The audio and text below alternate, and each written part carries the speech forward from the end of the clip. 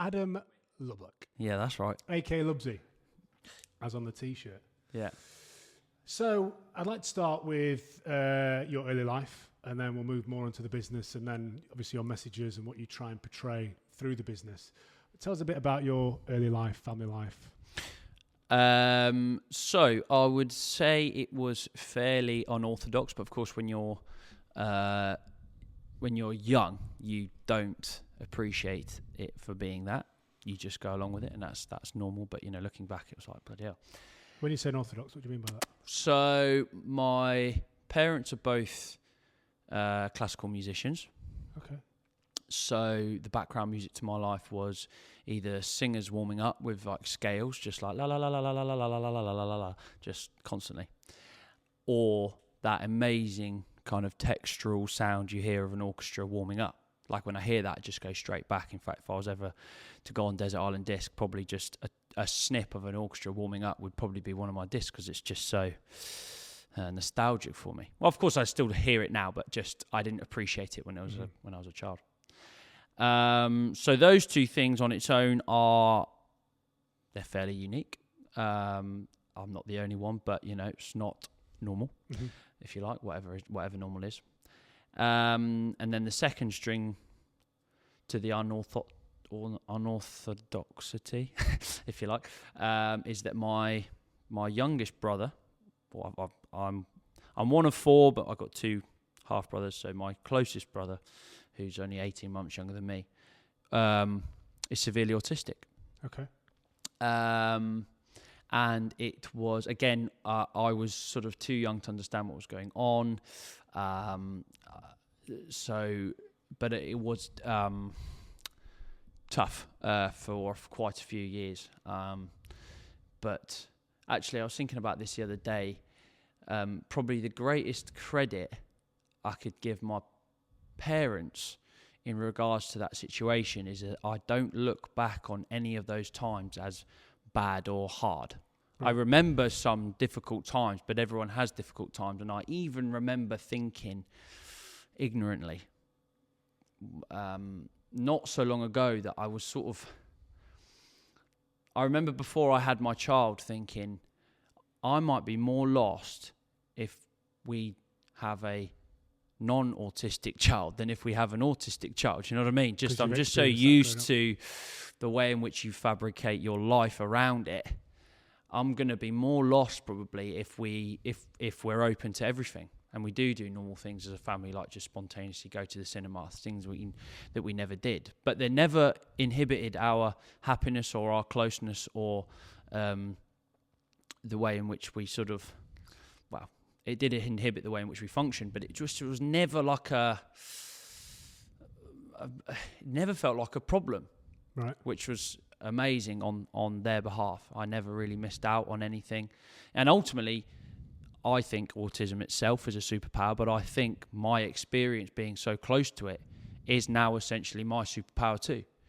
And there are just a myriad of tributaries you could go down in terms of how that is, or how that could relate to my life now, or whatever. But so talk us through, if you could, just a little insight into what that was like. So obviously that was your normal, and you're now saying that before you had Sonny, you wasn't sure that's not your normal, having a non-autistic child. Essentially, yeah. So to talk us through what that was actually like growing up. When you say it wasn't abnormal for you, what was it like having? How did that manifest?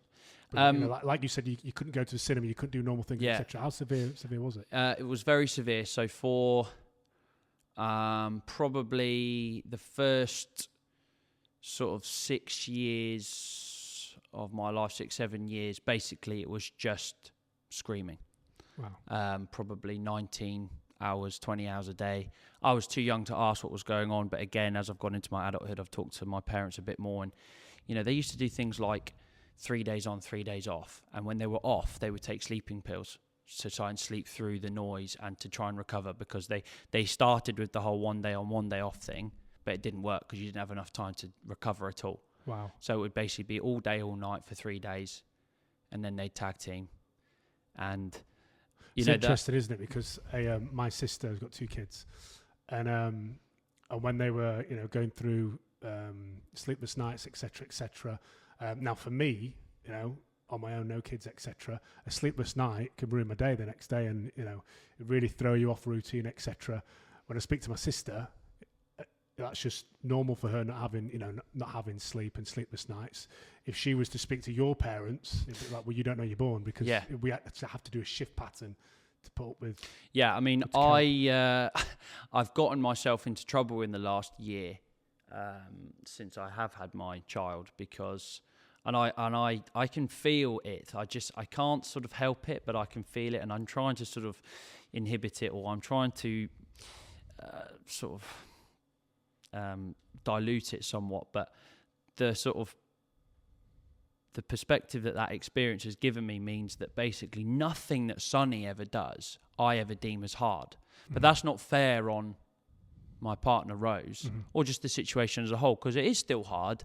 And becoming a mother, as I've witnessed firsthand, is it's much more of an investment than becoming a father. Basically, almost it's unfathomable. Actually, that's actually part of the sort of I can't even get it. From an outsider looking in, I said to my sister that I feel like mothers, they become mothers instantly overnight. Yeah. Whereas fathers just they have kids. They don't necessarily become fathers overnight. Yeah. They stay the same, but they have kids, and it's a very different transition, I think. It's very different, and it's not as all-consuming, and you kind of get a lot of the good bits, and all the rest of it. But I've don't get me wrong, I think sometimes it comes in handy, because there's no doubt that a lot of men do struggle with crying in the middle of the night, or just children in general, and their patience is quite low, their tolerance is quite low, and their fuse isn't all that long, and so it doesn't take much to kind of for them to sort of snap, and then the shouting starts and all the rest of it.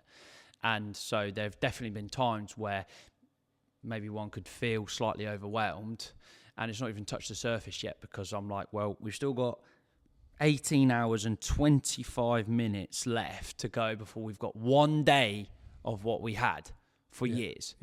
So there's never a right or a wrong. It's something I'm aware of.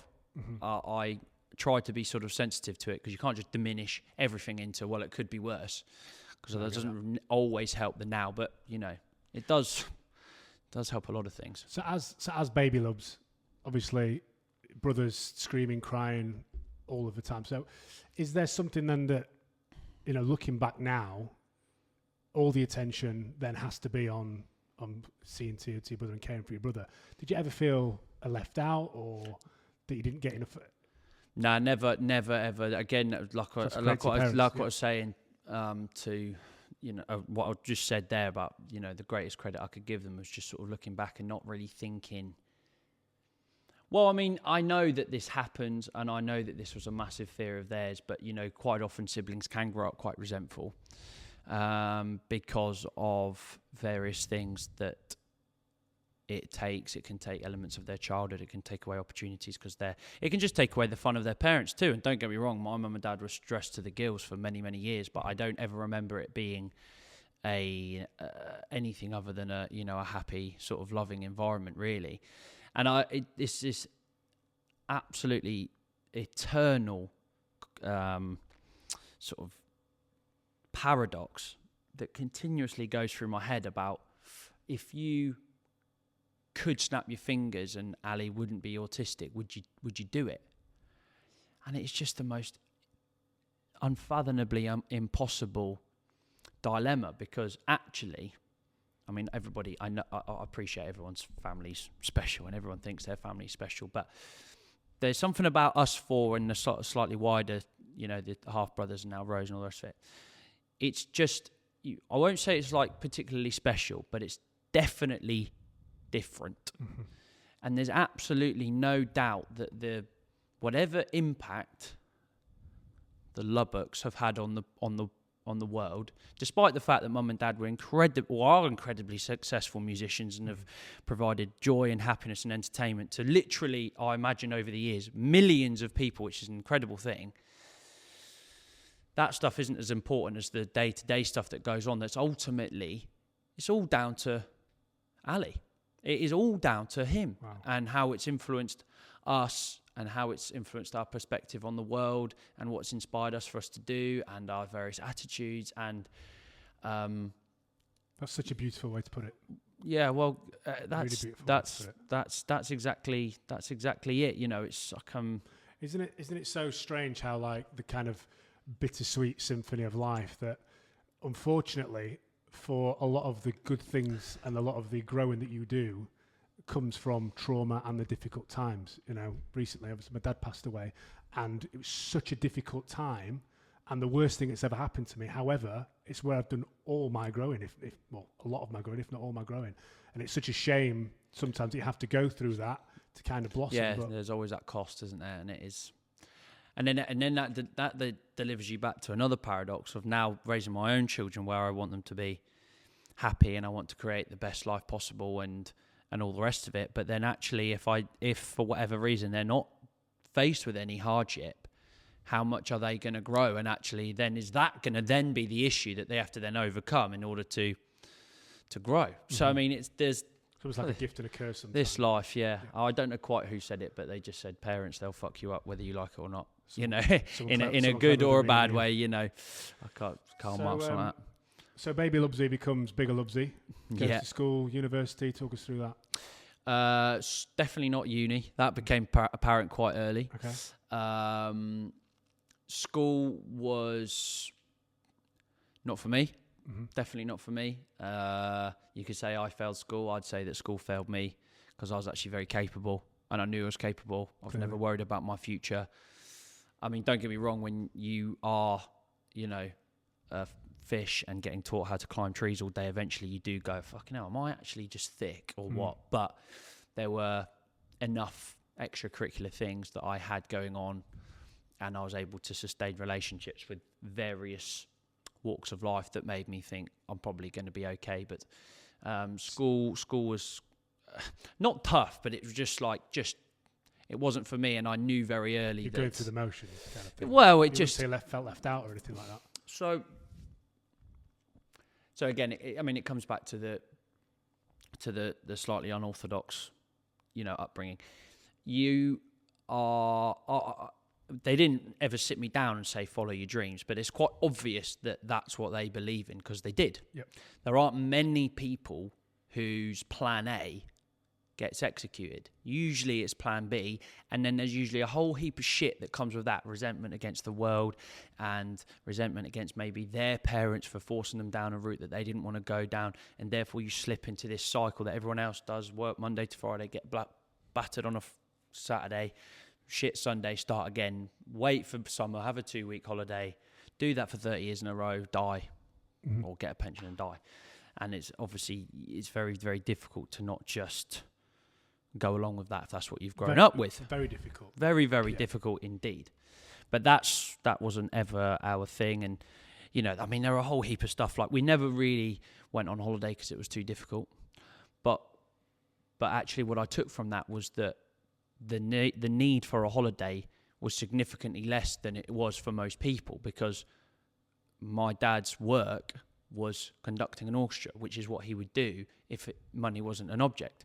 And the same for Mum. Now, we won't go into it too deeply because otherwise the whole episode will just be about this, but unfortunately, probably the worst thing that came out of the Ali situation, as difficult as it was at the start and all the rest of it, is that Mum kind of lost her voice.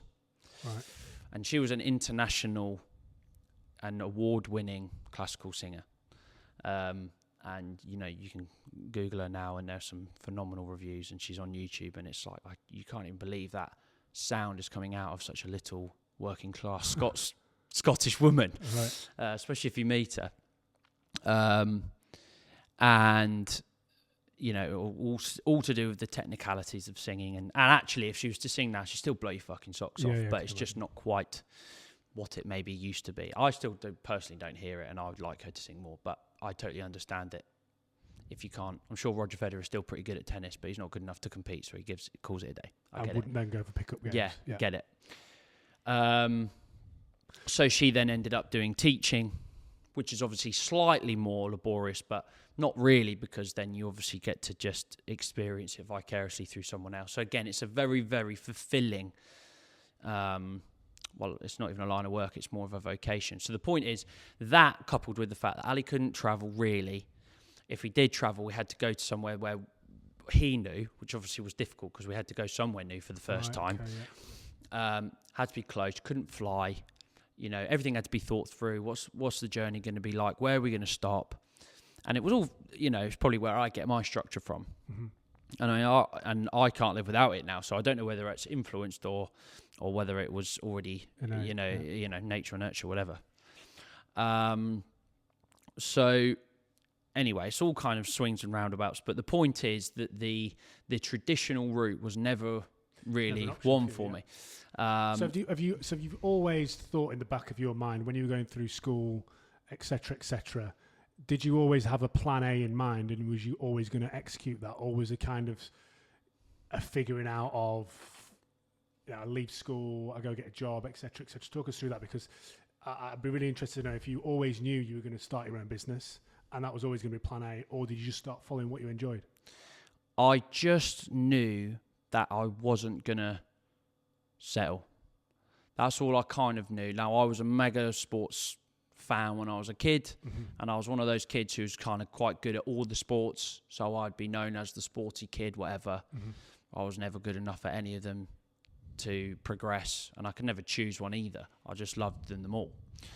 Again, blessing and a curse. And actually, now that I'm 31 and would be nearly coming to retirement, I'm actually quite glad that I didn't become a sportsman, because I know quite a few sportsmen, and actually it gets quite empty and quite hollow. And unless you are literally at the very, very top, like captain of England, of almost any sport, it's grim. And then even when you're there, you've got the pressure of it. So anyway, that was kind of my plan A. But I do remember thinking quite early, sort of 13, 14, that the life of a PT and a tennis coach doesn't sound too bad.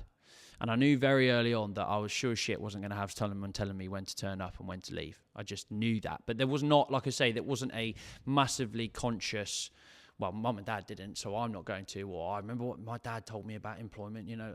It was all just through osmosis and very subliminal. And it was just, you know, they were the sun, not the wind. I just saw it. You know, I was like, well, you know, this is what a life of doing what you love over doing what pays well gives you. Yeah. It looks pretty good. Yeah. Bearing in mind, actually, you know, the world of classical music isn't massively lucrative. Unfortunately, the public are terribly ignorant, and they're quite hard to sell these things. What you find is if you're doing what you enjoy, you then don't need to go on the holidays, you don't need to have the drinking, etc., etc. There's no escapism, because there is, you want to enjoy exactly. And then as you grow older, you can't help but then assess the situation and go, well, how many of our behaviours that are considered so normal are actually just to escape the reality that has been forced upon us by maybe previous generations, or just a societal pressure in general. And then you just can't just dip your toe in that. Sometimes I wish I could, but you know, you can't. So it was a very, you know, to have that sort of message where, you know, I don't even know actually how to sort of put it in an eloquent sentence, but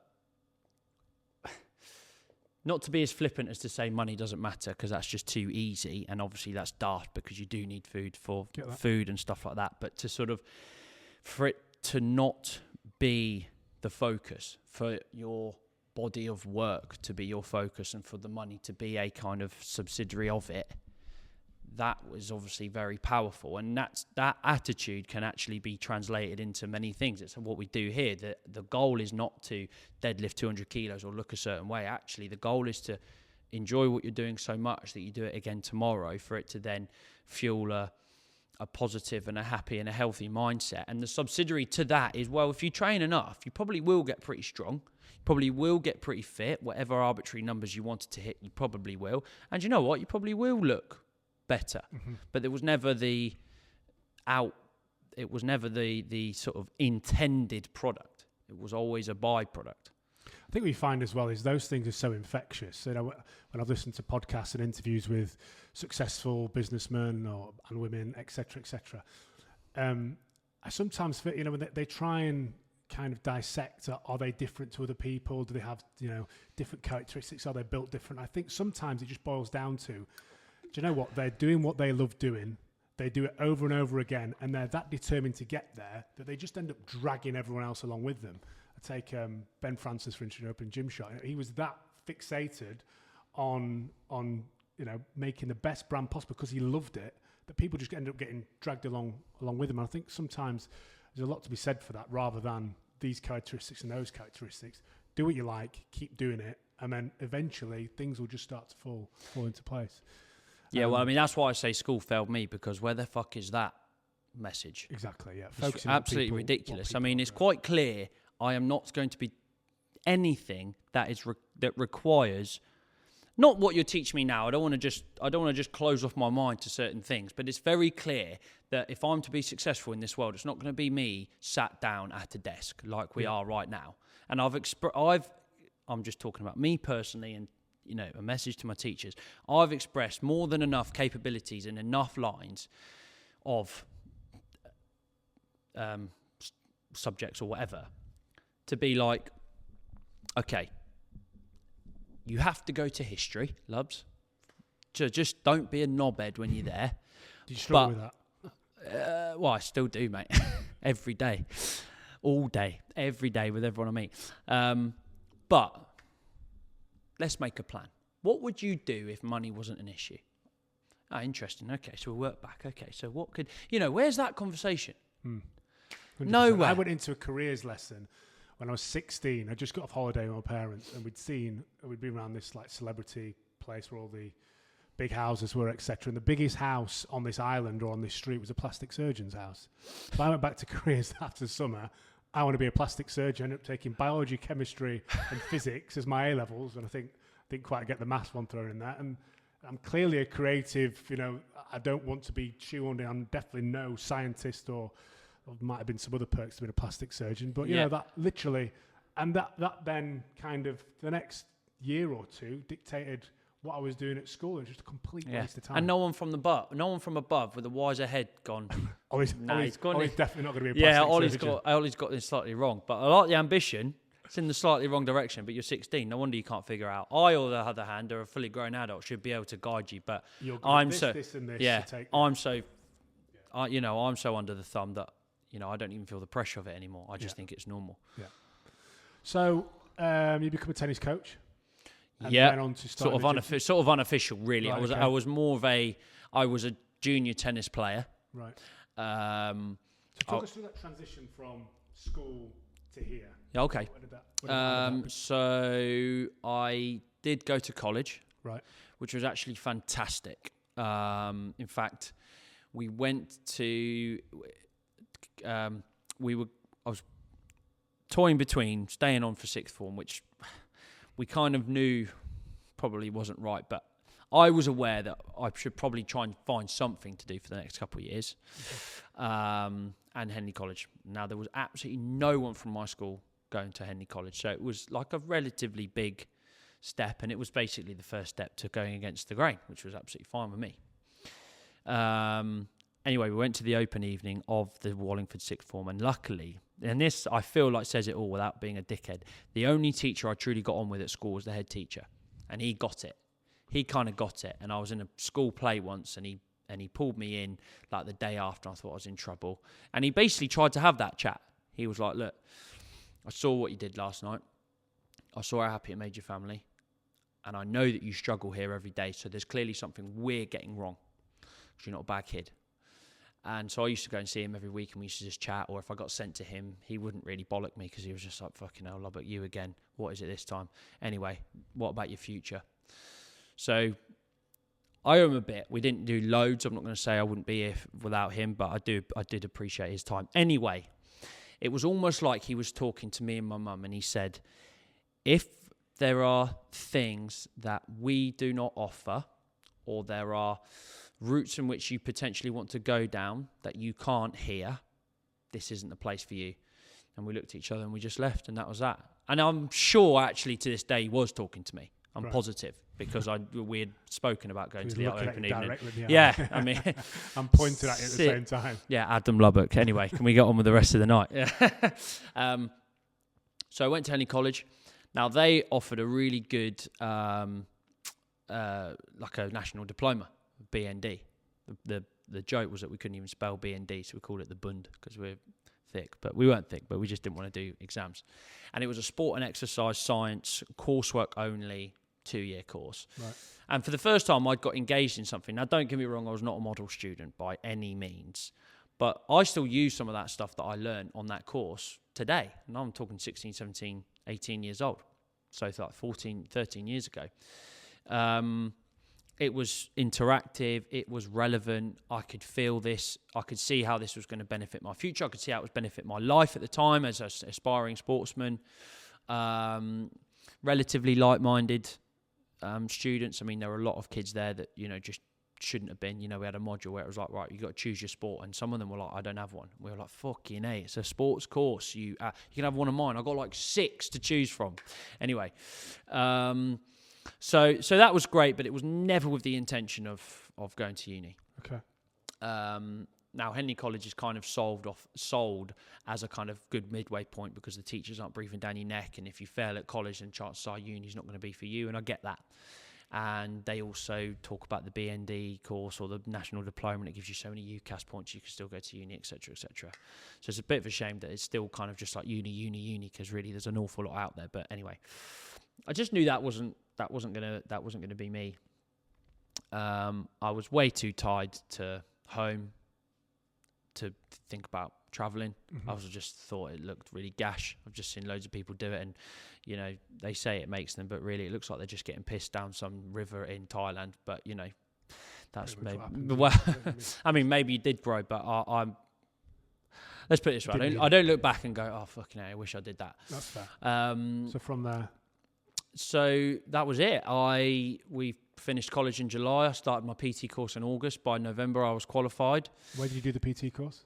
It was a place in Oxford when I was living at halfway a gym as such. It was at a gym. Right. It was in a kind of they set up a kind of classroom, which was ironic, back in a classroom. But anyway, I was like, this is my last 10 weeks. So and then you never have to set foot in another one ever again.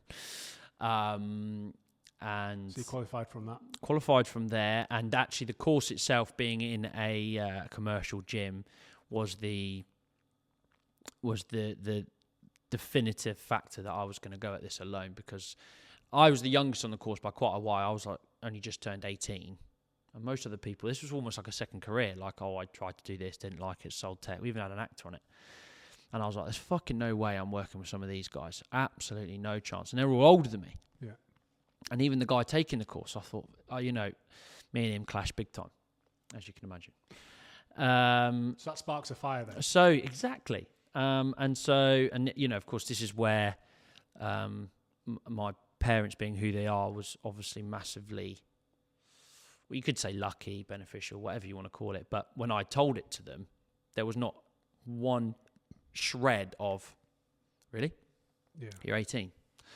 You're going to start a business. Why don't you just get a job, son? Just do what everyone else does. They were absolutely all over it. Now, they didn't, I wouldn't say they were, I wouldn't say my dad took me down to the business card place and helped me get business cards. They kind of left me to it. I always say that dad is more like, he never guided me. He just had a safety net under me all the time. He was like, you go and do what you want, and if you fall, I'll catch you. Yeah, it's instilling in you that don't be afraid. Yeah. Because follow your dreams like we did, and we're happy. So go and... Well, exactly. Actually, I remember the only conversation I had with Mum was like, what's the worst that could happen? All your mates have gone to uni. They're going to be there for 3 years, minimum. Yeah. She was like, I just don't see in 3 years how this isn't going to be better than where they're going to be in 3 years. Mm. And what happens after that is up to you. No, I get that. There's a friend of mine that was got a good job in the NHS and wanted to leave to become a life coach, career coach, etc., etc. And I was saying, the risk isn't starting up and failing. The risk is not starting up. Correct. Because if you don't start, you're always going to be in that job for the NHS. Listen, and it's really easy for me to say, as an outsider looking in, and mortgages, all that kind of stuff that I appreciate you have to pay through the NHS, but through that job. But if you don't start, you'll never know. And guess what? If you start and fail, you can always go back to that life if you really want to. So I think that is a risk. And I think if your parents have instilled that in you, that, just go and try, that's everything. Because I think the big difference in people that make it, or making it's probably the wrong word to use, but making it in business, let's say, or following their dreams, is just trying it or not trying it. And sometimes you just need to just go and do it and see. Well, it kind of spills into that interesting or interestingly misunderstood sort of principle of life, of this like safe option, risky option, good option, bad option. Like, there are consequences to everything, you know, like follow the rules. Well, there are consequences if you follow the rules or if you don't follow the rules. So they're almost equal. You know, there are consequences and, there are consequences to trying to start your own business, and there are also consequences to not trying. Good or bad, both ways.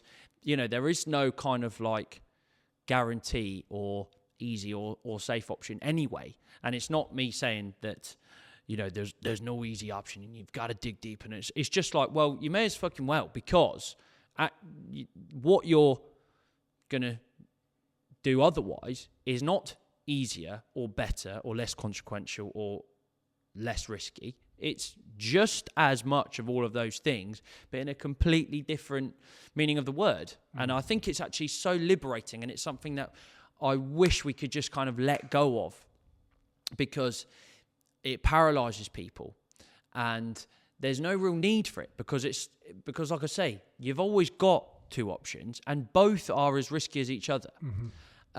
And I think if you were to sort of assess the situation and look at it with that perspective, there would be a little bit more bravery and to either pursue what people are passionate about or whatever it is. But this whole notion that there is just sort of like, an easier, like or it's just it's a shame. It's just such a shame. It's just such a social construct that is just passed down, and it's everywhere, and it's nonsense. It's total nonsense. You know, like it doesn't matter. It doesn't matter really. Bottom line, long term, in the end, that you can pay your mortgage. If you're paying your mortgage with something that you don't like to do, you're also going to look back on it and go, "Fuck me, that was absolutely shite." So, you know, there are consequences to absolutely everything. And Jim Carrey's got a really good little snippet. He did a talk at his old university. And it's really simple, but obviously, you know, Jim Carrey's a genius. He put it brilliantly. He said his father was actually an incredibly funny man. Could have been a comedian, should have been a comedian. But his father told him, "No, son, get a proper job." And he became an accountant. So they're growing up as an accountant's family, if you like, and they've got a nice house in the suburbs and whatever else. And one day he gets called into the office and he gets fired. And they pretty much lose everything and they have to start again. And he goes, "Fuck me. If you can fail at something you don't want to do, then you may as well try and do something you do want to do." And that was what he instilled in him. Yeah. And it's like, it resonates so much. And, you know, that's obviously a very obvious and sort of clear consequence, but it's such a powerful principle. Does anyone really like realize that though? Well, kind of head down, just possibly not. But you know, how deep do you want to go into the sort of crux of life? Well, exactly that. So talk to us about starting ADV HQ. How did that come about? Obviously, PT Lubbs graduates, and then the transition from there to. So yeah, I was. I worked hard at the start. I look back on that and I'm like, yeah, I served my apprentice. There's not one ounce of me that's like, oh, this is lucky, or how did this happen? Well, there is actually, but I'm fully aware. I did my 10,000 hours a long time ago. So the freedom of running your own business so young, I had lots of kind of different streams of. I mean, I even did football coaching in a primary school for like 2 years. Ironically, I actually coached Rosie's younger brother when he was like 8. So, small world. Anyway. And I did a bit of work at Henley College. I sort of coached the rugby team. under a strength and conditioning capacity, and then it actually progressed into rugby coaching too, because I was playing for the Hawks. So it was a natural progression. And then, of course, I was doing my PT because I was playing for Henley Hawks rugby. I got to use the gym to do my PT there. I did some out of the back of my car. I did some in parks. I did some, boot camps in a village parish hall. Things like that. And you know what? I was actually making a pretty good living. Driving a Scirocco by the time I was 21. I was moved out. Yeah. Minimal overheads. Probably a bit too much cash. It's too long ago now, HMRC, so don't try with that one. But I did my best. Loving every minute of it. Yeah. And then the kind of, I was faced with a bit of a dilemma. And actually, have you heard of the region beta paradox? I love this. No. It's kind of like where I was at. Probably not quite, but... So the region beta paradox, so you got your alpha. We're talking whatever that is, Greek thingies, alpha, beta, whatever. AB, something. Letters. Yeah, something like that. So the region beta paradox is, very easily put, is if you were to travel less than a mile, you'd walk, right? But if you were to travel over a mile, you'd drive, which means you'd actually travel much further, much quicker, because you're out of that region B. So sometimes things can just be okay, and that means you stay there. They have to sometimes get worse before they get better to be a catalyst. So I was in this kind of region beta, which was fine. I wasn't really going anywhere. Like I say, I was doing a bit here, a bit there, a bit of PT, a bit of whatever, but I had no real career. Well, that's unfair, but I wasn't really going in a specific direction. And then the owner of the rugby club told me that they were going to change the gym that was just for the lads into a commercial space, and you were basically going to either have to leave or work for them. And I was too stubborn, and I was like, no chance. I've not worked for anyone for the last 8 years. I'm not going to start now, or whatever it was. So it left me in this dilemma of like, what do I do? And I actually was just getting my tyres done next door. And I only came in here to inquire about a space in which I could train myself. So could I put a squat rack? Basically, my question was, could I put a squat rack in one of your storage units? And the landlord, who's very forward-thinking, was like, yeah, you can, but I think we can do better than that. And he took me on a little tour. And obviously, we know there's a barbershop here. There's a nail salon here. There's various things. It's not your kind of typical storage unit. And so one thing led to another, and July 2017, we opened with just 4 units and then over the course of a 5-year period, although technically it was only about a 3-year period because I stayed in that original space for a couple of years, we went from 4 units to what we've got now, which is like 28. Wow. What's that? So that initial cover, that's obviously quite an outlandish option to look for. And instead of just joining a gym, I need to rent a space to put my squat rack in, almost kind of. So obviously I would have thought it's going to cost substantially more than what a gym membership would cost, the storage unit.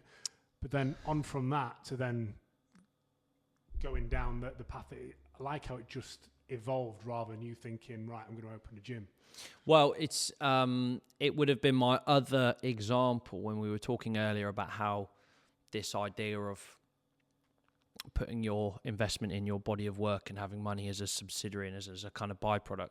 This would have been my other example. I used the example of, your strength or your physique as a byproduct of just turning up every day. This place is exactly that. So I never sat down and said, I want to run a functional fitness gym. I want this many members. I want to turn over this much. I want it to look like this. I just embodied it. So I never turned my kind of PT hat off, if you like. In a good way, it just meant that if anyone at any time was sort of inquiring about training, I would shamelessly sell it to them.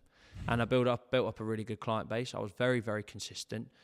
And I'm sure we'll go into it later, but when you're 24 and you stop drinking, like there's basically not a single barrier in your way to basically work 7 days a week. Mm-hmm. And I would much rather work 7 days a week for something I love than 5 days a week for something I hate. So that's what I used to tell myself anyway. And it was absolutely true. And I literally had nothing better to do. Hadn't met Rose yet, obviously no kids, you know. And so I loved it. How did that start to then?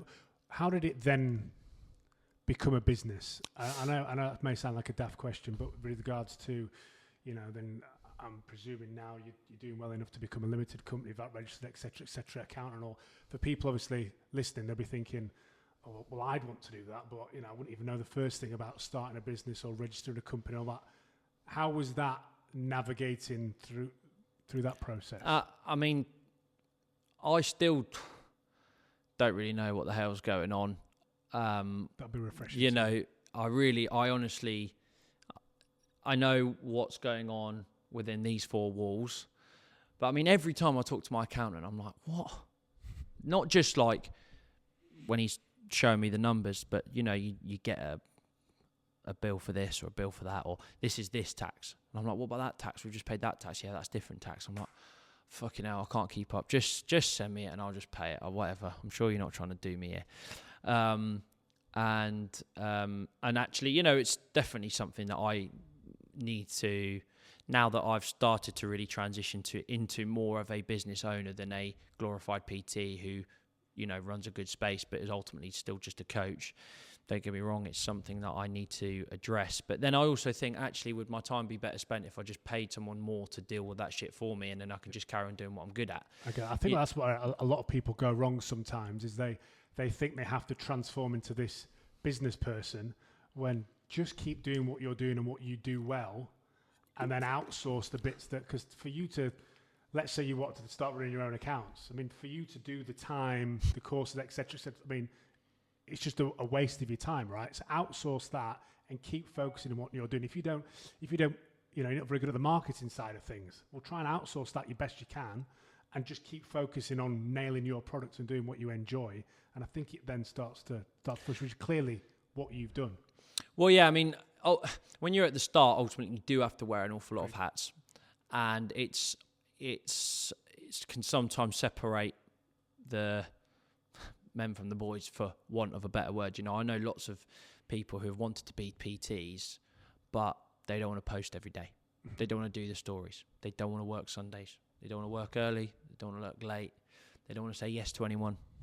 They not very good at selling themselves. They don't believe in the product. They don't embody the product. Whatever it is, all they actually want to do is just for someone to walk in, them tell them to do squats and then leave. But unfortunately, that's not how it is. Sometimes, particularly at the start, you do have to be a salesman. You do have to be a marketer. You do have to be, you know, a walking advertisement. All these sorts of things. Now, there is a line, and I think to be honest, I think it's kind of like, it is pretty much with the accountancy where the line is, and then all that proper stuff where like the government and shit get involved, just get someone to do that properly. But, you know, the government aren't going to get involved with how shit your last post was. So just post, and then if it doesn't do well, then figure it out. So let's just dig into that a little bit deeper, the social media tag, because obviously the first time I actually saw you online before I met you in person, and there was something when you were talking into the camera, and I remember watching it and thinking, he's not talking to anyone. He's talking. The camera angle was here, and you were talking directly as if someone was interviewing you, probably before people wanted to interview you. And I was probably doing one of those stupid ones where I was talking to myself, but I was a different character or something daft. You know, like watching that as someone who, you know, let's say I was going on a journey, etc., and there's one voice in my head thinking, he looks like an idiot. Why is he doing that? And then there's another voice thinking, well, fair play to him, because it's almost like that fake it until you make it kind of phrase. And having the, you know, I'm not even sure if it's confidence or whether it's, I don't care. I'm doing this and I need to get there. Therefore, this is just, and I don't care what people think.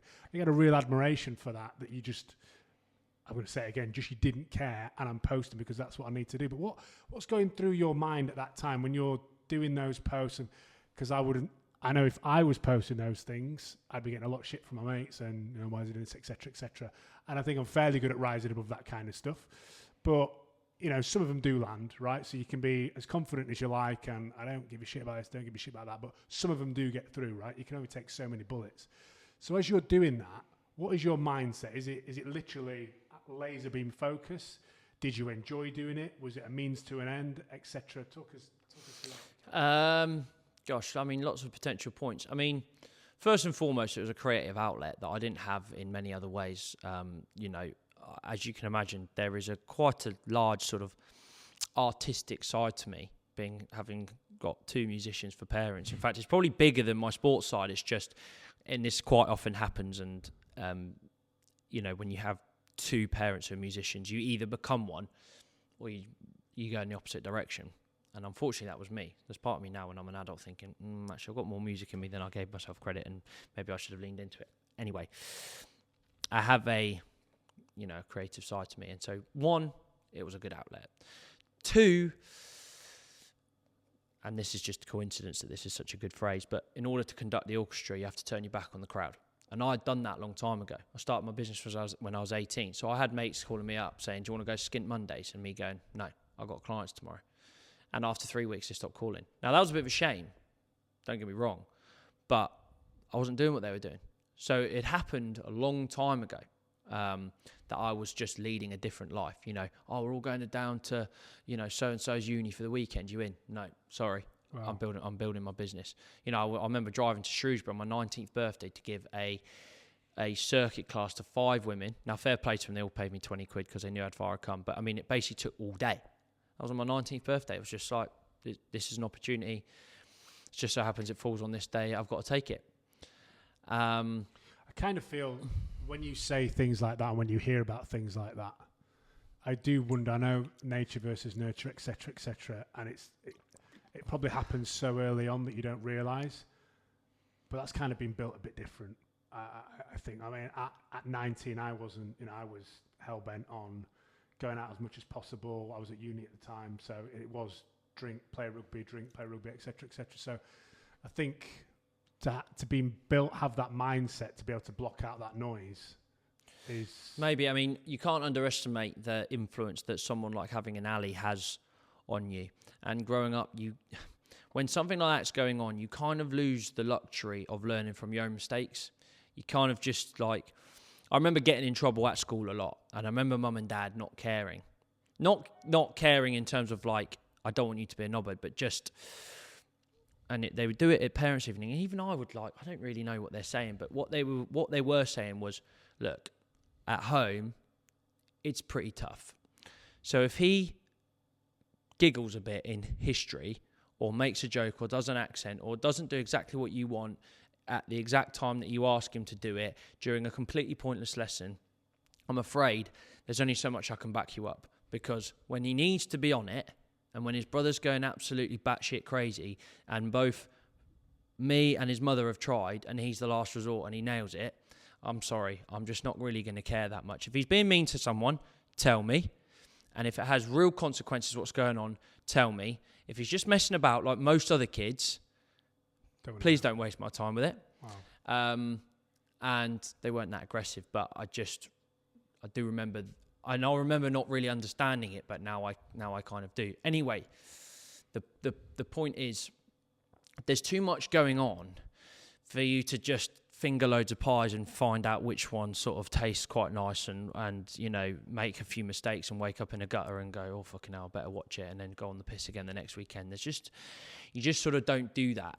And you are acutely aware from a young age of how unfathomably lucky you are to be in the position that you are in, because realistically I was one genetic mutation away or one vaccination gone wrong from being in that situation instead of the one I'm in now, where I'm perfectly healthy, I'm very capable, I'm confident in front of people. You fucking seriously not going to do anything with that? Yeah. Not to mention all the other societal things, like the fact that I'm male, white, middle class, British. Like, fucking hell, the road is about as smooth as it could possibly be. All you've got to do is just walk it, mate. Just walk it. Don't just get out of your own way and just jump in that rose bush because you think it's banter. Just fucking stay on it. That's all you got to do. It's not that big a deal. And so I never sat down and thought, I need to sacrifice my 19th birthday. Wow. Because but it was just a very sort of, well, I can't really, I'm not sure if I can sort of summarise it better than that, but that was... So that obviously then leads into doing the social post, which is obviously it's easy then for you to blank. Oh yeah, so exactly. So to blank stuff out because I'd already kind of done it. And going it. back to that really good analogy about turning your back on the crowd to conduct the orchestra. Once you've done that, you can see everything, and you can't turn your back on them again. You either have or you haven't, and you can't turn your back on them for one reason and not another.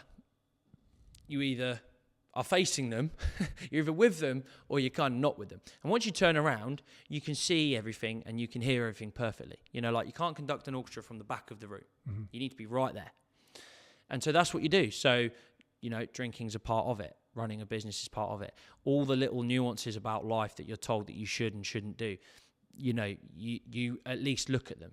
Well, actually, our holiday's all that, actually. I'm training really successful middle-class people here, and they're coming back from every holiday not better, not healthier, not happier. Actually, they've just got a new reinforced disdain for their daily life that they've managed to escape for the last 2 weeks, and all they're talking about now is their next one. So to me, that don't sound that great. Why don't you just focus on this bit in the middle, mate?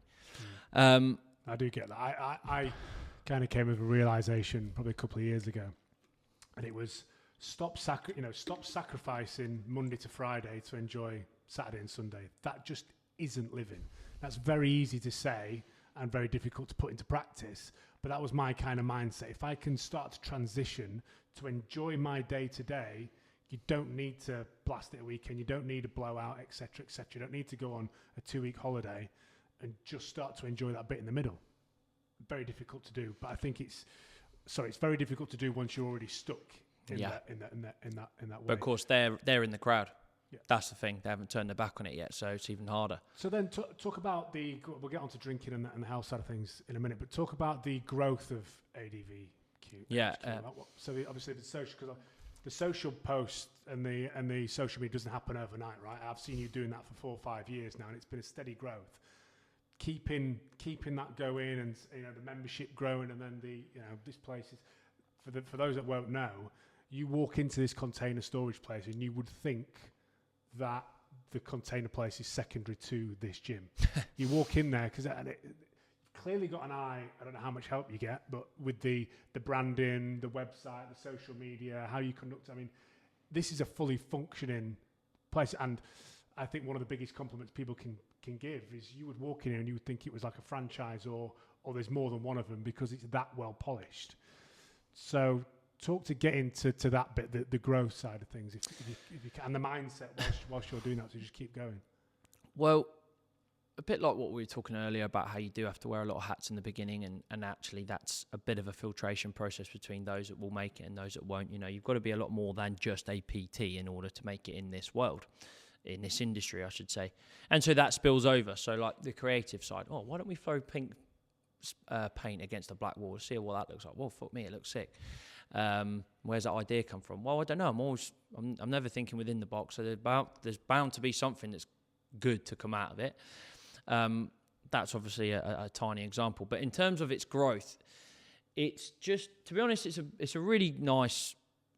I don't like that word. It's a really beautiful example of just strong, organic, internal growth, and the slowest burns, they always burn the brightest. The stars you can see in the sky, they've been getting formed for the longest. And so long as you are not impatient for a product, i.e. a paycheck or a body or whatever, it will come. And when it does, it will be all the sweeter and all the better, and all the more profound and meaningful. So we didn't open this place with 250k worth of debt, and therefore we needed to sell it, and therefore we needed to just accept anyone that came through the door, and therefore we diluted the quality of the service and the community in which make up the service. It's one of the biggest USPs is the community, because they're basically a bunch of legends. But the reason why that is because the first 40 we let in were absolute solid gold, and the 10 that came in that were knobheads were asked to leave. You actually asked people to leave? Well, they got a pretty clear idea because I was so unapologetically myself. They got it pretty quick. I didn't actually have to sit them down and say leave, but I was just, energies didn't attract. And I probably sound like an absolute nightmare to live with or be around, but I'm not that difficult.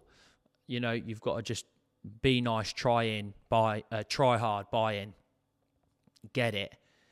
And I know I'm absolutely cushy, but when you do start saying, like, oh, I'm not going to sit on a bike because I'm worried my legs are going to get too big, me and you are probably going to fall out. Or if you are, asking for 6-week shreds, or you're only doing this to get in shape for Ibiza, well, that's fine. There are plenty of other people that can satisfy that need. Let's talk about that a bit more then, because let's dig into that, because that really is the conversations we've had offline, is that you really feel passionate about your message and what you've created here. And when I was really interested when you were saying that you asked people to leave, and the solid gold members that you started with, you really do preach that, and you're really passionate about creating healthy people and healthy lifestyles, etc. So to drill into that a little bit more about what it's like to be down here and what you instill in people, because it's a lifestyle, isn't it?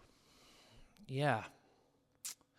It's actually, ironically, we've built the whole business off it. It's actually quite difficult to sort of summarise in a single sentence. But I mean, sometimes we kind of use the All Blacks mantra: "No dickheads and try hard," and that actually gets you quite a long way. But you have people. I remember. Sorry to cut across you there, but I remember you had the which you can also touch on later, the charity event for Ali. Yeah. And you've got people coming down here in their spare time, and you know how precious people are about their spare time, especially ones that work throughout the week, etc., etc. To get them out on a Sunday morning, good weather, bad weather, etc., etc., you're doing something really right. And I'd just be really interested to try and dig in, like, how this community that you've built, it's miraculous, really, because you're getting people to do stuff that they don't actually really deep down want to do. A lot of the people that attend here, I would imagine, when they start, they're the type of people that don't want to go to a gym, that would pay a PT because they can't motivate themselves to train or go for a run, etc., etc. And so to then see those people really enjoy coming, I mean... Well, I think this is the product of the owner, the curator, i.e. me, being... said it earlier, unashamedly authentic and myself. And the thing about being authentic and yourself is that it's actually incredibly polarizing. People think everyone will like you if you're yourself. Actually, that's a complete lie. People will either love you, or they'll maybe not hate, but they won't love you. Like you. Or you can try and appeal to everyone and just be kind of liked. And actually, that's not enough to buy into anyway. Like Marmite outsells jam, even though everyone kind of likes jam. And half the people hate Marmite, but the ones who love it, fucking love it. They buy it every week. Outsells it every time. And because I'm very outspoken, it gives a very clear square hole, if you like, for square pegs to just slot into. And the circular ones don't fit. So and this isn't down to... this is definitely not down to wealth or race or gender or anything. It's purely and utterly attitude. But I think it's big in, you don't see it massively often. A bit like what I said earlier, though. If we did have 250 grand's worth of debt and we needed people to come in the door, it's very, very difficult to then be polarizing and turn people away, because you've got the pressure, you've got the legitimate pressure of paying back these massive bills, which most businesses start with. Whereas because we've always been in kind of reverse, instead of going supply demand, we've always gone demand supply. So like, our 8 units are busting at the seams with loads of people, let's get 12. And then it's like, well, sweet, that's what we needed. And then we go again and again. So we were never behind. And we were always able to just do it at our own time, when the time was right and in the right way.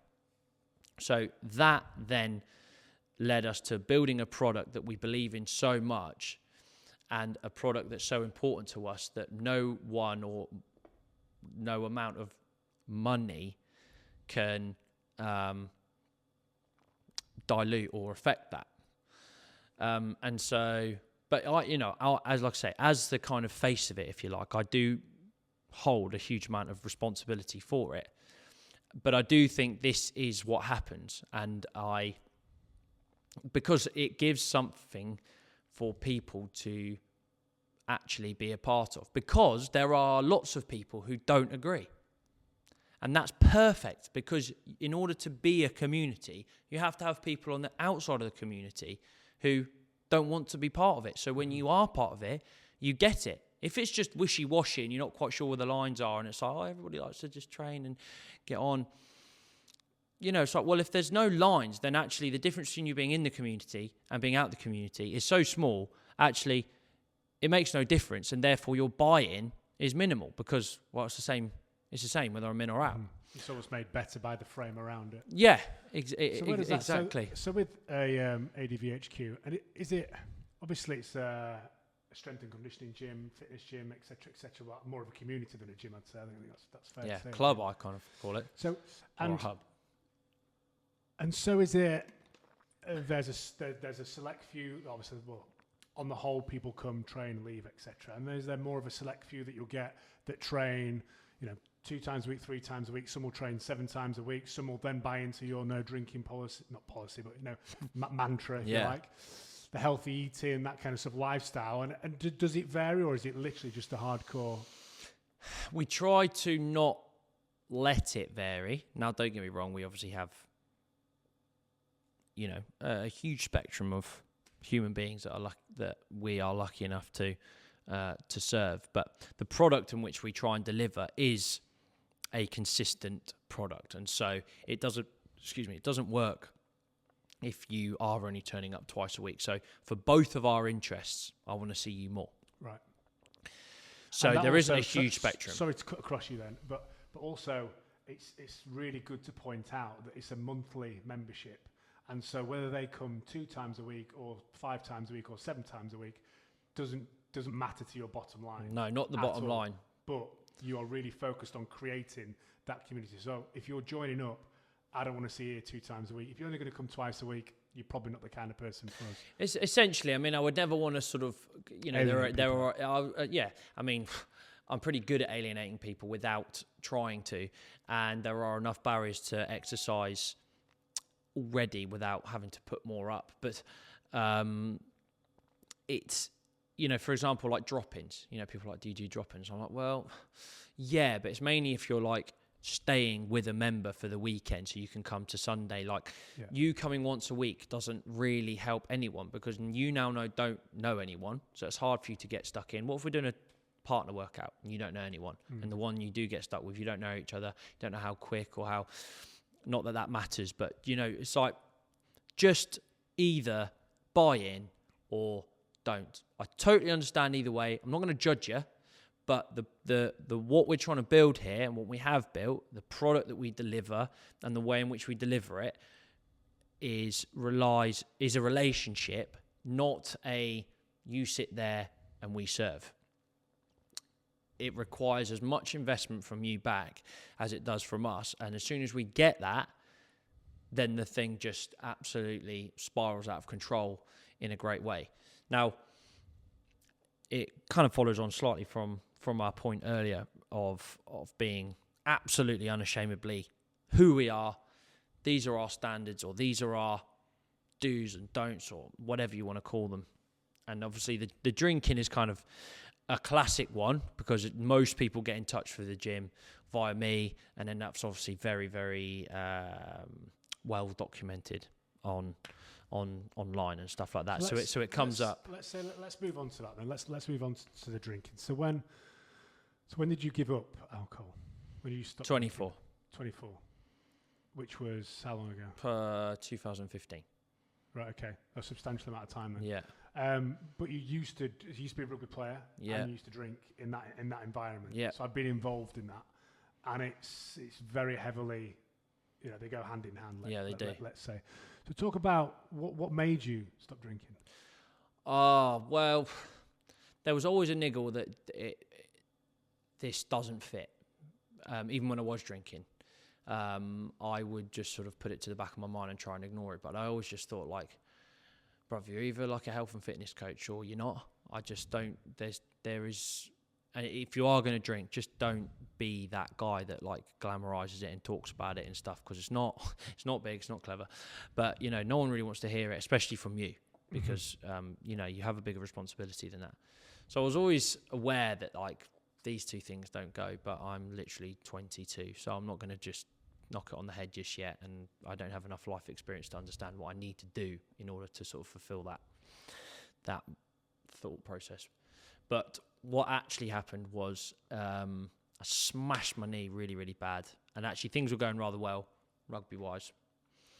And yeah, did my knee real bad, and it required 2 bouts of surgery, 6 weeks apart. Couldn't weight bear at all. I was still trying to run my business. I actually did. I managed to like just crutch everywhere. I got buses to neutral places and carried it on. I got lifts here. Actually, I kind of look back now, and again, it's kind of one of those times where you're like, well, you don't really wish it upon anyone, but actually without it, it just... I feel confident now if I was to be dealt something quite difficult that I would probably be okay. Yeah, shapeshift. And you didn't have this place then? No, didn't have this place, which made it even harder. So I was literally still going house to house, but I couldn't drive. And I was newly single. I'd moved out. You know, I remember making a cup of tea in the kitchen and then going, "Oh fuck, I can't get this back to the living room." And just like basically having a little cry in the kitchen whilst drinking his cup of tea, just like, oh fucking hell, this is just absolutely toilet. And I remember as well, I was crutching in the pissing rain, and I took refuge in a cafe, and my crutches were wet, and I went in, and they like slipped out from under me, and I just was like on the floor in this cafe. It was all kind of muddy on the floor because it was winter. I just thought, oh my god, how's my life come to this? Anyway, wasn't that big a deal in the grand scheme of things. And then Ali popped into my head, and I was like, shut up, you idiot, you're absolutely fine. Anyway, I did find myself coping with it with drink a little bit more. Now, not to the point of addiction, and not to the point of problem within our culture. Not to say that there weren't any problems stemming from it. It just kind of plateaued life. Nothing was getting any better. But I was just like, look, by the new year, I'm going to be able to walk. So, do you know what? The ripcord has been pulled.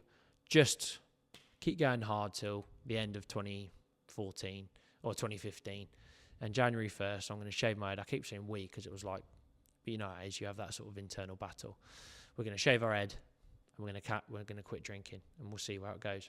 So you were still drinking up until December that year? Yeah. Okay. I mean, literally, it was like getting tanked up until 11:59, and then midnight came, and that was that. I did shave my head, and it was a bit of a disaster, but it was all right. The skinhead look does not really suit me, unfortunately. But that one does. This one, yeah, the balding looks all right. I'm gonna have to embrace it at some point, aren't I? For fuck's sake. Anyway, so it was just an experiment. I thought I will start with 6 months and see how we go. And you know, life just got so unfathomably better so quickly, and it was a bit like what we were saying earlier, and I can't remember what about, but it's one of those things that you can't just kind of do a bit or dip your toe in. Again, it's another thing that you're looking at now that you've turned your back on the crowd. It's very difficult to just look at it for what it is. I don't drink alcohol anymore. You could just leave it at that, just like, oh, I don't eat ketchup anymore. But you can't, because of the cultural and the societal ties it has to it, because of the questions it brings up about why you drink. Actually, drinking, was I drinking to enjoy it, or was I drinking to alleviate the pain that I was suffering? And therefore, now I'm not drinking, am I going to have to address that pain? And how in which we socialise, and how in which we commiserate, and how in which we... it's even in our very language, like the way in which English people say, do you want to meet up to talk, is, shall we grab a drink? Yeah. And even though that could mean anything, it doesn't mean anything. It means, shall we go to the pub and have a beer? It's so strange, and unlike yourself, I've not become preachy. I'm not trying to get a message out or anything like that. I've tried to just keep it as my thing that I'm doing. Obviously, my work doesn't relate to it, so I have no need to to spread the word, if you like. But it is unbelievable how ingrained it is in our culture in the UK. It's like It's like nothing you've ever seen. And you only kind of realise after you step out of it. And I've not said I'm never drinking again. I've not given myself a time limit. I started off, it was a stag do in end of August a couple of years ago. And I said, well, I'm just going to knock that out until Christmas. And I'll have a drink at Christmas. Didn't fancy a drink at Christmas. Went into January and it just kind of carried on. And then it became a thing where the thought of a hangover made me feel physically sick. And so it just wasn't worth the trade-off. That's how I get into it. But I've been on weddings, stag do's, etc., birthday parties. And so in the past 2 years, I've been the only one, if not one more, on one of those events that's not drunk. And it's literally ingrained in our society. You look at the US, for instance, and they kind of seem to be able to manage those levels much better than what we do. And I'm still kind of perceive myself to be part of that drinking culture. You know, I was a binge drinker. I'd hit it hard, and then I rode the roller coaster. But it is our society. It dominates it. And you look at lockdown, that was the one thing that people missed so much that the government had to open those things first. Open pubs up before gyms. Yeah. And listen, I'm not criticising it at all because I've been part of it my whole life. Most of my friends come from that drinking club. I've met them being drunk. And so I'm not, like I said, I'm not criticising it all, but it's definitely... that goes off every day and I don't know how to turn it off. Social media whiz on his technology. Yeah, class. There we go, it's back.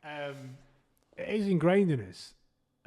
So then navigating that was very difficult for me. Obviously, you've already, like you said, you'd started to turn your back at 19 and then 24. So you went from not, and I share that viewpoint with you. Your life becomes significantly improved. I do miss the highs. I've got to say. It's getting easier, but my highs were very high, my lows were very low, and managing that out. But although I miss the highs, I certainly don't miss the lows. So that kind of flattening out, I'm just getting, figuring my way through that. But so you didn't put necessarily a time limit on it. You just you said, did you make a stance of I'm not drinking again, or was it I'm going to give this? Sorry, you did say 6 months, and then you got to 6 months, and then talk us through that. That it just carried on. It just seemed almost unfathomable to go back, and actually, it's like wearing a weighted vest for 10 years. Like after a while, you're going to forget that it's on, and then someone finally takes it off, and you're like, oh fucking hell, that was really heavy. But if you're enslaved long enough, you don't even notice the chains, and that was what it was. I was just suddenly like, oh fuck, this is sweet. I'm not chained down to anything, and I ain't going back to that. Absolutely no chance in France. So it's honestly like, for me, it wasn't a massive deal. I mean, don't get me wrong, like the endless sort of comments got a bit boring, but like nowhere near as boring as a hangover, or nowhere near as boring as not being able to be true to myself and giving in. That's way worse. Like, again, it's the consequences thing. Right, I give up drinking, I alienate myself from my friendship group potentially, although not my real friendship group, because otherwise I wouldn't be alienated from them. But nonetheless, you put yourself in fairly difficult situations. You are exposed to how wrapped up everything is in it, and therefore when you're out of it, it can affect, your inclusion in the tribe. Kind of same as the same point. Yeah. The comments, the things you miss out on, people's perception of you, etc., etc. So there's some of the consequences. There's a whole heap of other consequences that I don't have to deal with anymore. The hangovers, the anxiety, the poor sleep, the spunking 300 quid on I have no idea what on, and the kind of very, very subtle, very subliminal, but very, very real, perpetual disappointment in not fulfilling every part of me, and fulfilling my potential and being everything that I could possibly be, because every time I start to, I chop myself at the knees again. I actually said this I sound like such a wanker, on another podcast the other day, but I really, and I do truly believe this, and I'll top it off as well with the question you sort of asked earlier that I kind of danced around, shock. I really feel like you were saying about, like, are these people built differently and whatnot, and I genuinely feel like that we are all diamonds, but society covers us in so much shit. You just can't see the sparkle anymore. But you don't have to wait to be formed. You have to just not get in your own way enough to rinse it off. But if you try and clean the diamond Monday to Friday and you throw it back in a pile of shit on Saturday, you're going to have to start all over again. Whereas if you get a diamond out of a whole heap of shit and for 1 week you clean it, you can't quite see much for 1 week, you clean it a bit more, but you're starting to see a bit more. And then after 6 months, you can see the diamond and then you carry on shining it. Well, fucking hell, in 2 years, it's going to be the best thing you've ever seen. And it's actually no different to what you started with, really. You just haven't covered it in shit for 2 years. And that's how it's not like the diamond's growing or that it's forming or that you're adding things to it. It's just shining more and more and more. What I will say, I think you're absolutely right. I think it's good to sometimes empathise with people as to how difficult that is and how much shit it does get covered in and how difficult it can be to get rid of that shit. And I think sometimes if you look at it as the whole diamond, then yes, it's a fucking big uphill battle to clean that whole diamond. But if you just start on one corner and just, you can see a little bit of the diamond through it, etc. And just, I think it was Dan Bilzerian who said, not one of my idols, but yes. He was saying you can do anything for a minute, right? So when you're going through these, hard slogs or you're training or whatever, and I think he was talking about when he was doing the buds training and submerged himself in cold water, which we'll come on to. You can do anything for a minute. You can shut your brain off. You can focus on anything for a minute. And pain receptors, etc. For an hour, it's difficult if you look at the whole hour, but to do it for a minute, you can do anything for a minute. So I think it's empathizing with people that it is difficult and it is fucking hard. But if you just make a start and just keep chugging away at it, when I see people running in the rain that are really out of shape, my hat goes off to them because I don't run outside and I don't run in the rain. And I think you've got so far to go to where you probably want to get to, and you're just digging in just that bit by bit and putting one foot in front of the other. So much respect for that. So much respect for it. But I think you're right. So cleaning that diamond. But let's dig into that a bit deeper with the ice baths then, because obviously I've had the privilege of being in the tub with you with not much clothes on. And I remember you, because I said to you, what are the benefits of this? And you kind of went into a bit of a spiel about it. I could talk about blood rushing to the surface and muscles, etc. But the one thing you're big on is overcoming that little voice in your brain.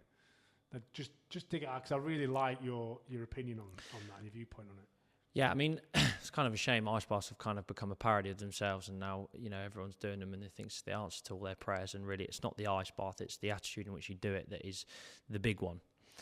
Because there is a whole heap of science about why they're good. There's also a whole heap of science as to why they're bad, but they're none of the reasons why they are sort of significant. There are a couple of reasons. Ice baths are easily one of the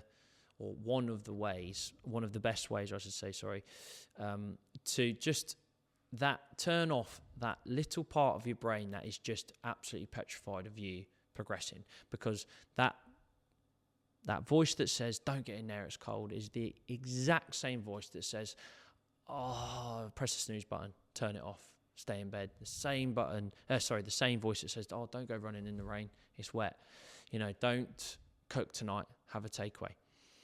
And it's like a skill, discipline and resilience and responsibility in these things. They're all skills that you can practice and you can sharpen.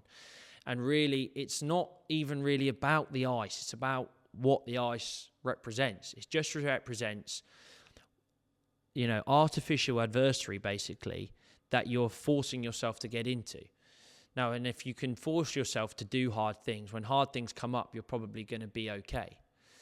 And if you can force yourself to sit in ice cold water for 2 minutes when no one's making you, you probably can drive past McDonald's at lunch and not just go immediately, oh, fuck, I fancy a Big Mac, and just giving in, and you probably can go, well, it's not as hard as running in the rain, and it is raining now, and I need to go for a run. Oh, fuck it, I'm going to be getting hot and sweaty anyway.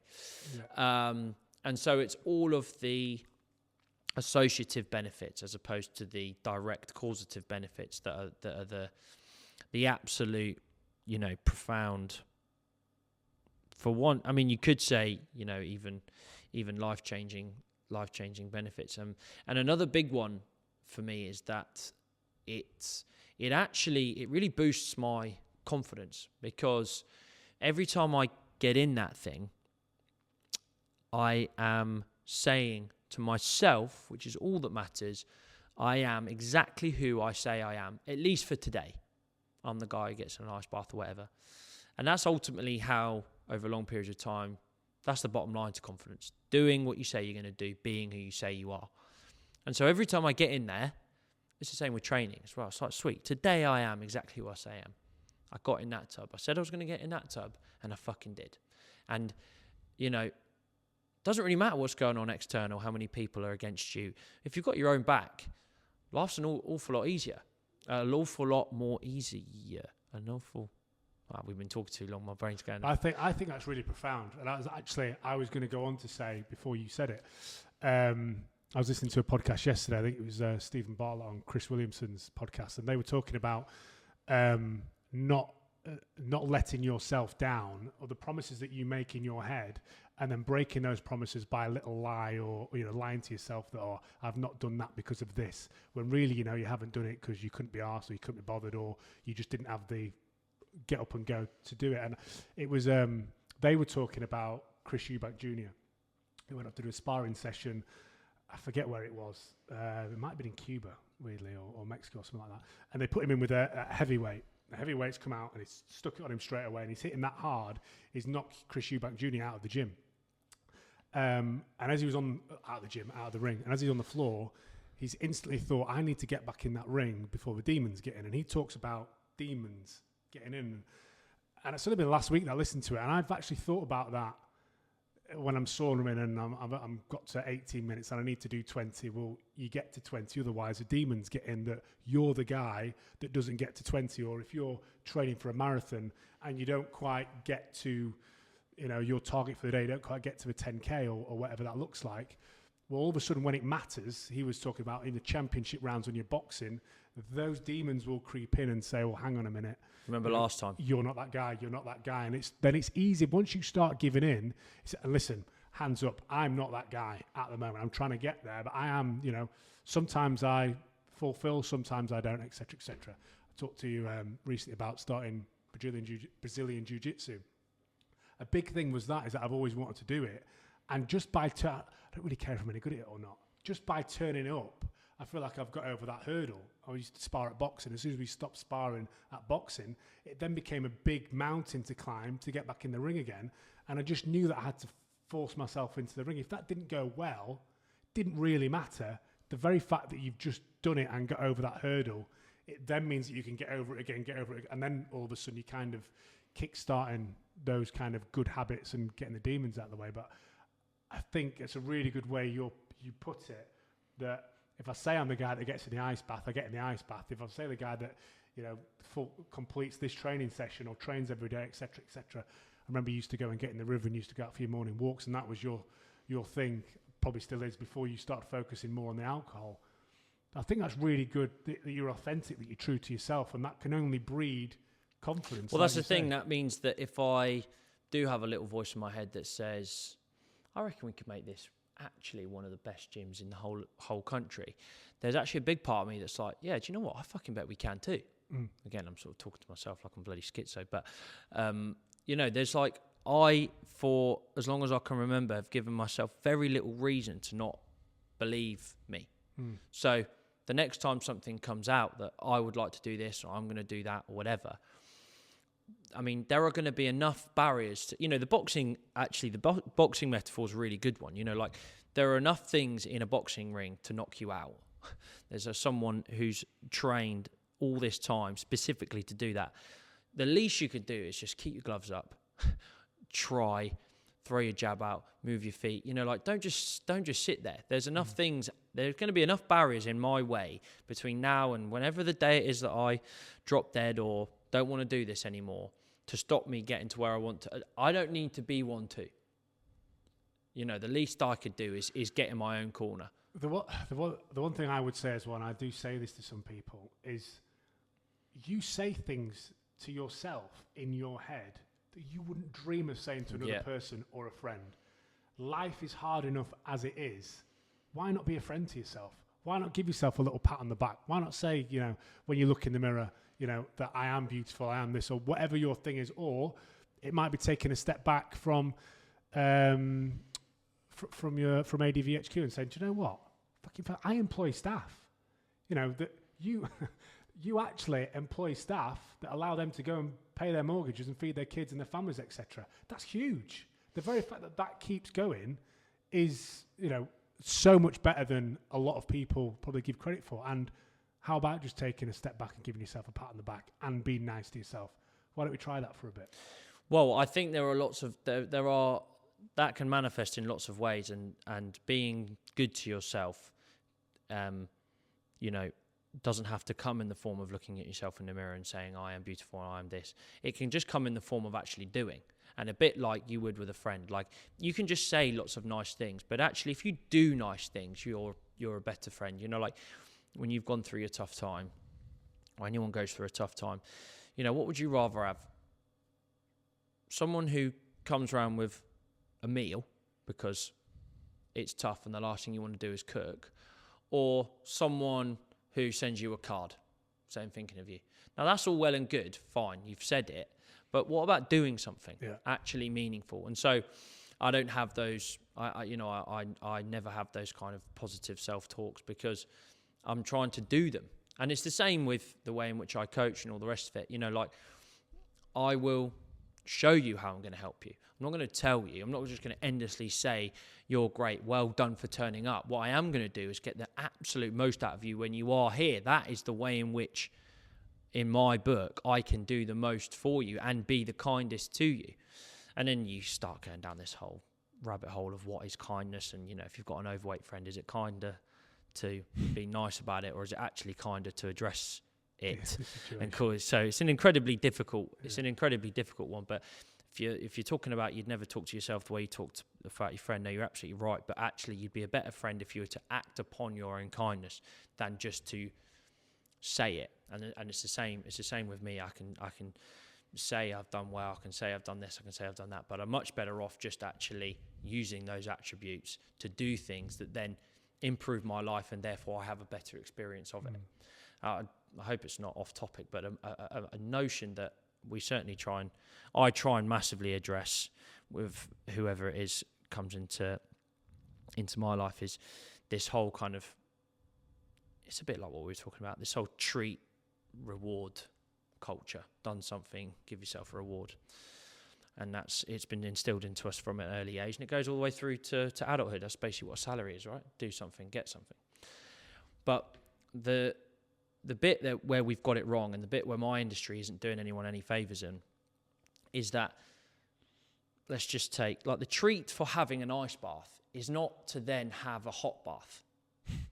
The treat for having an ice bath is all of the psychological and physiological benefits that come from having an ice bath, like buzzing off your tits because you've done it, all of the self-confidence that you've brought from it, all of the mindfulness, the fact that you feel at peace now, or a little bit more at peace, the fact that you've ticked off something, the fact that you've, you are who you say you are. That's the treat. That me that I get to experience, that's the treat. The treat is not to then go have a fucking croissant because I've done something good. That's the complete opposite of a treat. It's like the same when you're good Monday to Friday. Well, I've gymmed every day this week. I'm going to have a smash on Saturday. No, that isn't the fucking treat. That's the complete opposite of a treat. The treat on Saturday is a long, beautiful walk in the countryside that you can now do because you're fit and healthy off the back of a fantastic week. And moreover, it's just the fact that you feel absolutely mint on a Saturday because of all you've achieved in the previous 5 days. And so the treat is a great meal, wonderful time spent in a good headspace because you're now becoming something you never thought was possible, and, some great food and a good night's sleep. That's the treat, because then that allows you to feel the same on Sunday and then experience the same Monday to Friday. If I could break down anything, it would be that whole sort of, I've done well, I deserve something shit it's almost like a balance thing. Just keep going. You know, and if Don't anyone, cycle, if you ever needed to sort of dismantle the whole everything, everything in balance, or life's about balance, then that's it. Fuck that off. That is no chance. It's really interesting how you promote the lifestyle rather than diet, eat this many calories, protein, etc., which, as you well know, that's my background. How I've kind of gone through my training. It's more of the whole broader picture. Don't work hard to get treat, etc., Just work hard in the gym, eat fairly well, be healthy, etc., and it will just start to. Well, I just really think, and it might be a bit naive, it might be, since I've given up the drink or whatever, but I think this experience that we get as human beings is actually phenomenal without anything particularly external. So as long as you're satisfying the internal, what you get to experience as a result of it is more than enough to ever need anything on top of it to make it what it is. Like the classic narrative around Christmas is, well, I want to enjoy my Christmas, so I'm going to eat and I'm going to drink and I'm going to all the rest of it. But, happiness and enjoyment and fulfillment, that doesn't come from binge eating or gorging on processed fucking food and binging on alcohol. That's what we're told it is, but that's not actually going to enhance our experience. If anything, it's got the potential of taking it away from what is then actually really important. And it's this endless message that just... And I think when you dig into those times, so what I've definitely found, it's the people. It's the people and the social. So if you take away the drink and the shit food, etc., and you have the same amount of people, but you find something else to do, then it's look at the change of that.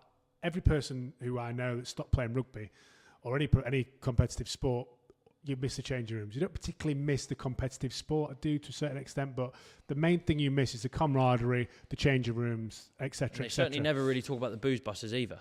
They just talk about those bits in the changing room. And there's no alcohol in the changing room before or after the match. It will sometimes after the match, but certainly before the match or at training, etc. And they're the bits that you really miss, and that doesn't need the alcohol. So listen, I try not to get too preachy or I know you don't judge, so it's not like a judgmental thing. It's because I was so heavily ingrained in me. I know how difficult it is to leave. I didn't find it difficult because I just got that sick and tired of it. So I don't necessarily judge or preach, but yeah, I think once you start to enjoy those nights out without the alcohol, because I can still go on a night out and not drink.